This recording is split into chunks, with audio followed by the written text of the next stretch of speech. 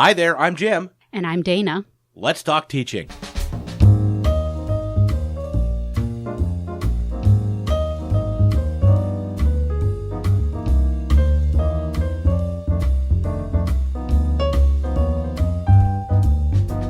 Welcome to Let's Talk Teaching, a podcast from the Center for Teaching, Learning, and Technology here at Illinois State University.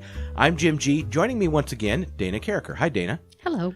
So we're here today to talk about how to prepare for and how to handle or manage difficult conversations in class. We had a previous podcast before the election with Dr. Hunt over in the School of Communication, and we kind of touched on this. I'm hoping that now that we're kind of post-election and we know that these hot moments are going to come up, that eventually today we can talk about how to handle those hot moments. But really, preparing is kind of key to all this, isn't it? Yes, it is. So how do you do that? Well, when we're having difficult conversations, you kind of have to think about your course in a couple of ways, because these conversations can come up in a number of ways. Mm-hmm. So first of all, there are some courses that the content naturally leads itself to having discussions on controversial issues that might be difficult. Right. In that case, you would look at your course, determine what topics in your subject area may become controversial, mm-hmm. and bring that into the classroom. So there may be some debate about topics in your discipline, so you know that those can be discussed in your classroom. There may be just some societal things related to your discipline that you bring in and have those conversations. So you know going into your course that those are going to be issues that are going to be addressed. They're going to be reading multiple perspectives on certain topics, and you're going to be discussing them. You really do need to do some work up front to prepare for that. It's been recommended that you have a syllabus statement talking about the topics that you might be discussing in the conversations you'll have around them. Mm-hmm.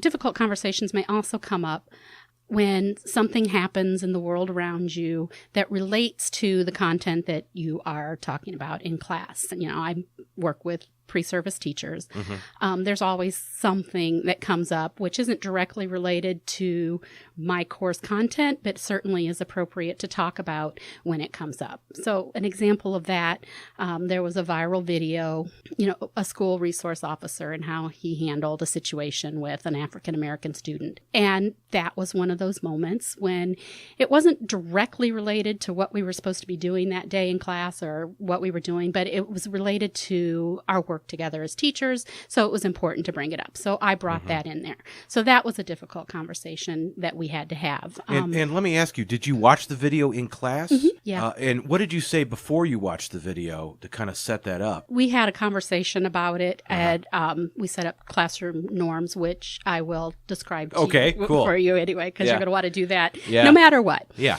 And then the third situation you might want to consider about difficult conversations, and this will be completely up to the instructor as to how they want to deal with it. Sometimes things come up that don't really impact the content of your class or mm-hmm. your discipline, but you know that your students are affected by it. Mm. So, mm-hmm. The last week, we know that we have students who had some really deep, valid fears and feelings about what was going on.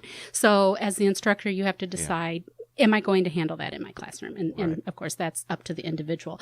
We do suggest that if you know that something has really deeply impacted your students, that you take a minute, even if you're not going to address it and discuss it, that you take a moment to acknowledge, sure. Hey, I know this is happening. Mm-hmm. So showing some empathy. So for example, with the election mm-hmm. And the outcome, mm-hmm. and the concerns that have been raised, mm-hmm. That a lot of students there's uncertainty and there's anxiety because of that. Mm-hmm. So just recognizing that, look, I know it's an anxious time. Mm-hmm. We're waiting to see how everything kind of changes. It's a big shift in American mm-hmm. politics that was mm-hmm. somewhat unexpected. So just acknowledging that mm-hmm. is enough, and kind of saying, we recognize this. Right. That you're aware that people are having difficulty with this. Yeah. And if you feel like you're someone they can talk to outside of class, right. invite them to do that. Right. So, say that, and so just acknowledging that. And I think also being aware of what resources you can direct students right. to on campus. Mm-hmm. So there was an email or a series of emails that went out, the Wednesday after Election Day, mm-hmm. from the student counseling services and whatnot.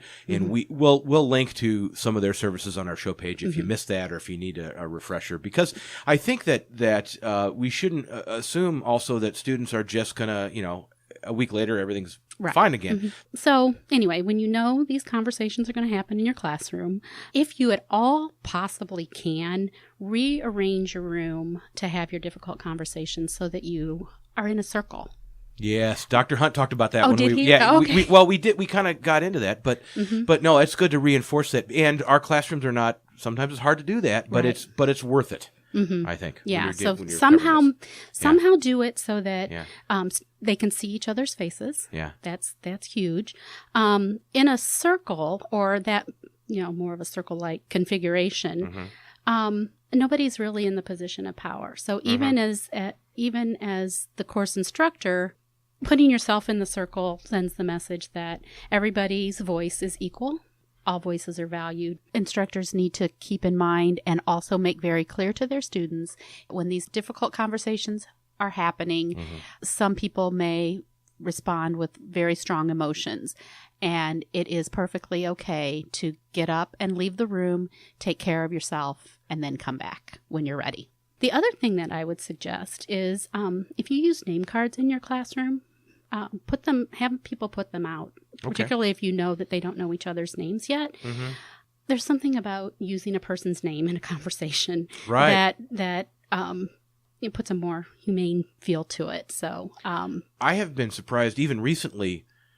I figured they all knew their names by now, and they didn't. And maybe that's because I've gotten better over the years learning their names myself. So I think, name cards, if you know you're going to be talking about this, go ahead and introduce that in your class. I think that's a great idea. Yeah, put your name cards out, and so that you know that, and then you can talk about why you're doing that when you set up the norms for these kinds of conversations. Right.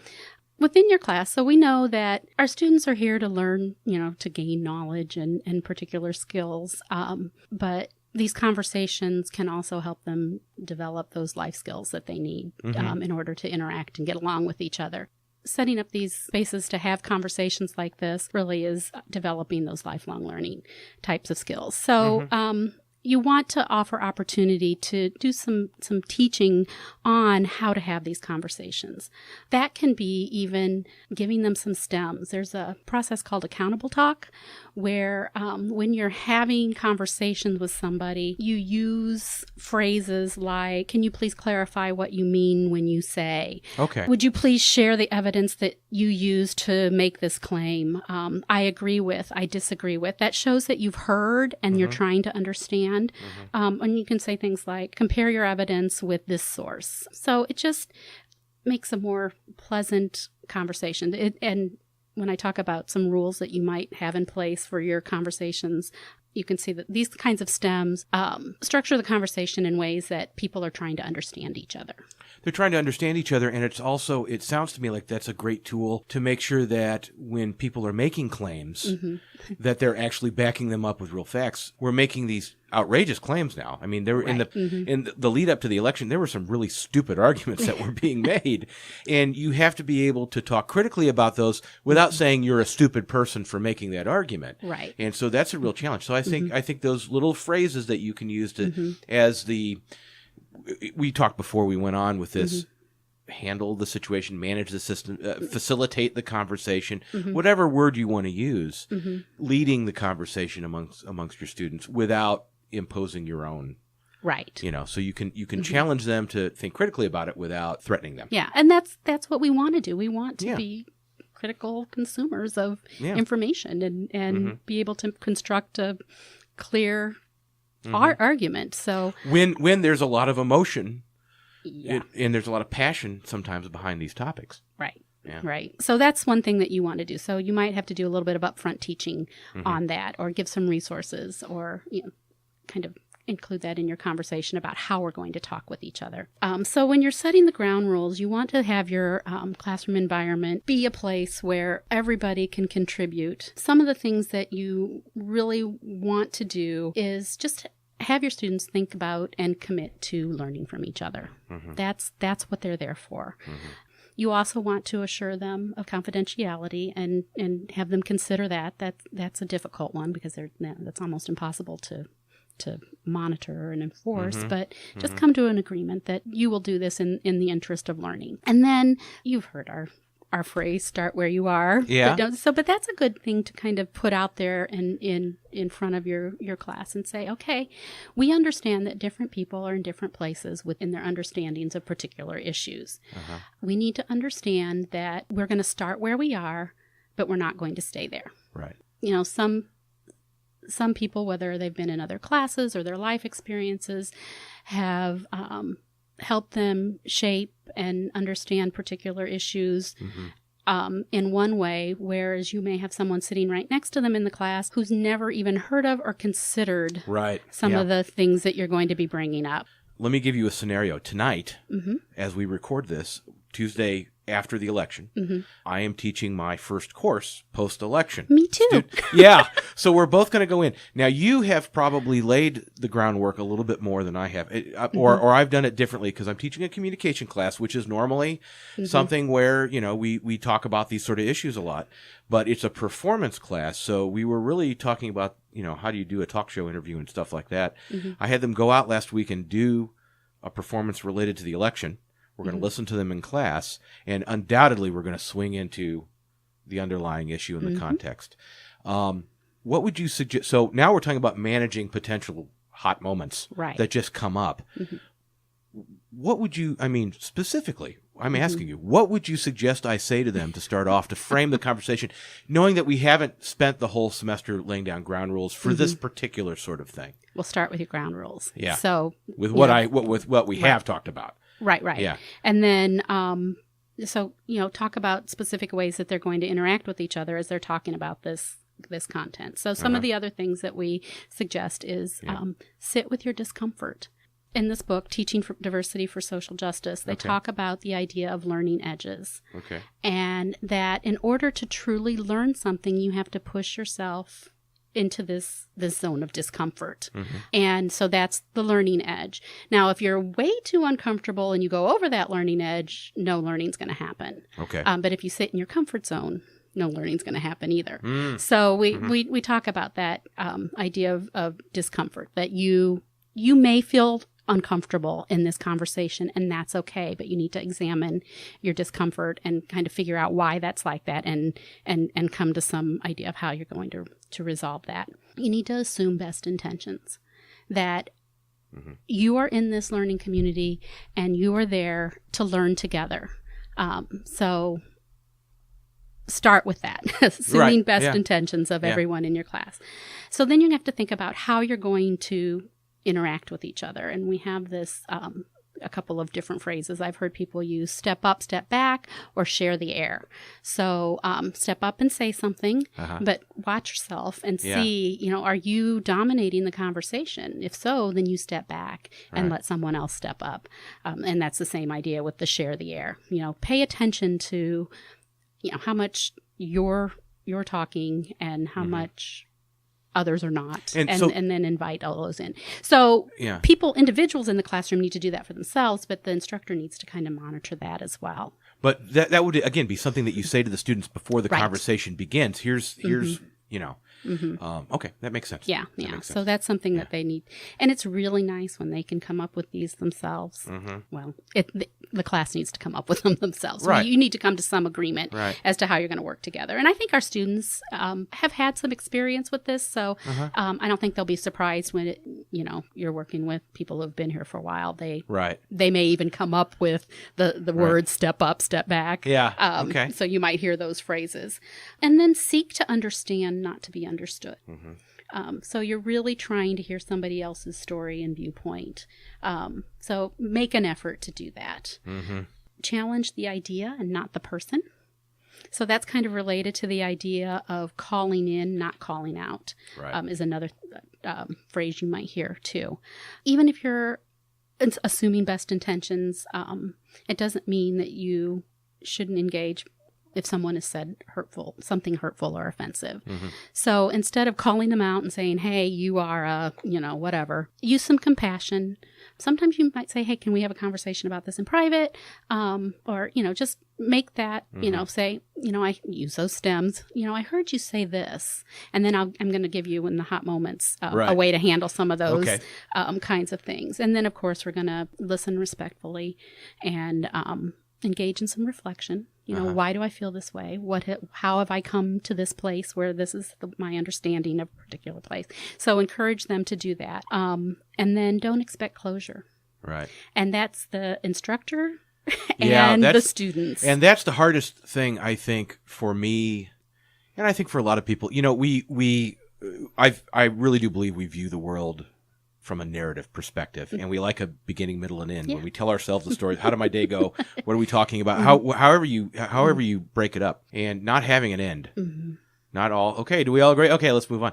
It's not going to happen all the time. Or knowing that end's not going to happen in your classroom. Right. One thing that I've talked with instructors about when they kind of get frustrated with these difficult conversations and bringing it up with, that they've brought up a topic and students aren't really seeing that perspective or whatever. And that when a student encounters an idea that is counter to everything they've ever known, they're going to react in some different ways. And we have to kind of expect that. So one will be resistance.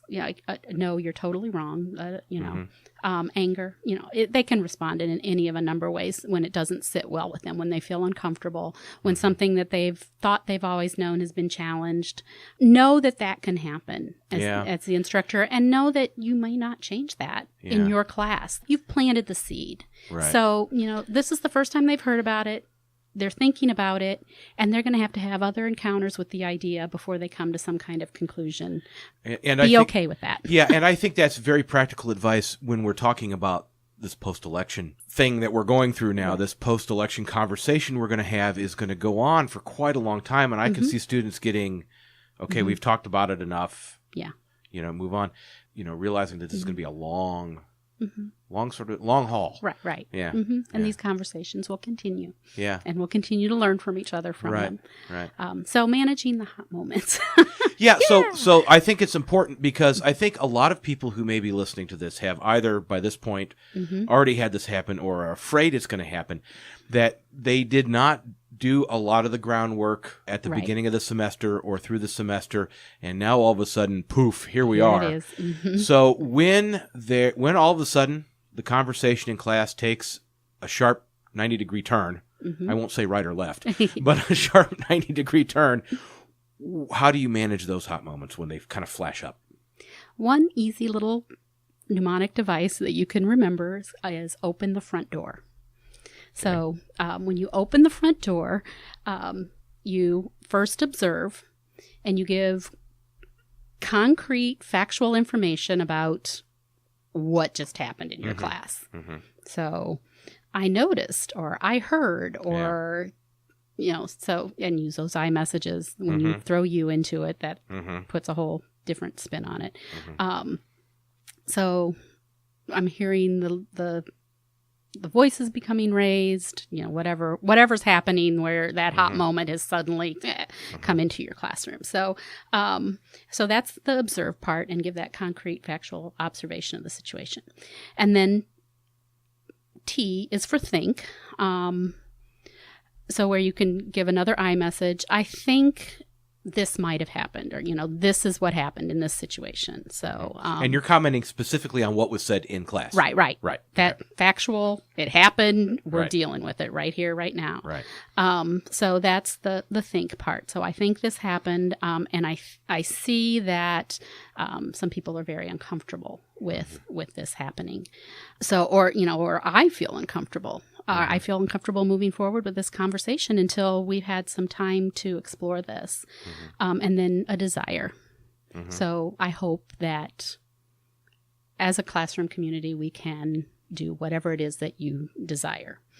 So that's one way to kind of think about that moment. And it gives you a strategy. So observe, think. F is feel. And then D desire. Is desire. What your hope is for that. So let me give you one other situation as we kind of wrap up here. I think a lot of teachers who are caught by surprise by a hot moment, their first instinct may be, duck and cover, yes. for lack of a better term, to not address it and just pretend it didn't happen. Mm-hmm. What are the problems with doing that? Well, depending on the type of situation. So if somebody has said something that's very hurtful, then you've allowed that kind of behavior to happen by your silence. You're kind of saying, oh, no, that's okay, I'm not dealing with it. Or so that's the problem there. Or you've promised a safe space, and all of a sudden that space hasn't become safe, and you're not doing anything to get it back to a safe space. So you really can't ignore it. But the other thing too is you don't have to do it immediately there. Okay. So that's important. Yeah. Okay. Yeah. So acknowledge that it happened, open the front door, say, I recognize this. This is the impact it's having on this. This is what we hope to do. So one thing you can do is just stop and give the students a moment to write. Give them something to, how are you feeling right now? Maybe they can do their own little open the front door. Okay, so you saw this or you heard this. So just give them a few minutes and that kind of lets things simmer down a little bit. Or, and it's okay to say, I don't know what to do with this right now. I know there are, that emotions are high. I know that there are people in here who may be angry. There are people who may be hurt. We'll figure out a way to deal with this later, but we can't do that right now. So that's okay too. And then go seek your resources. Sure. So, but one thing that we can't let happen is that line between expressing an opinion, a belief, when it turns into something that's harmful to another. So when it turns into that hate speech or to that, and that you have to address. And that's when the student aside or, have a conversation alone with the one that you feel has done that. And then the Dean of Students Office and Community Rights and Responsibility is also a resource that can help you deal with a situation you think has crossed the line. Everybody needs to know that you're protecting everyone. And that's your responsibility in the classroom. Well, I think that's an important note to end our discussion today on, but I'm sure we will be revisiting this topic both in normal times and abnormal times.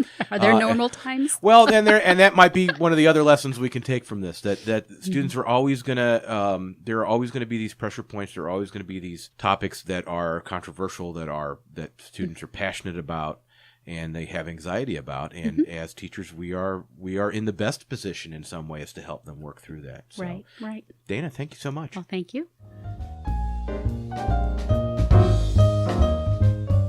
You can find out more about our podcast by going to our website, which is ctlt.illinoisstate.edu. Click on the podcast link at the upper right of the page. You can find some show notes. We'll link to some of the material Dana talked about today. You can also subscribe to our podcast. For Dana Karraker and everyone here at CTLT, until we speak again, happy teaching.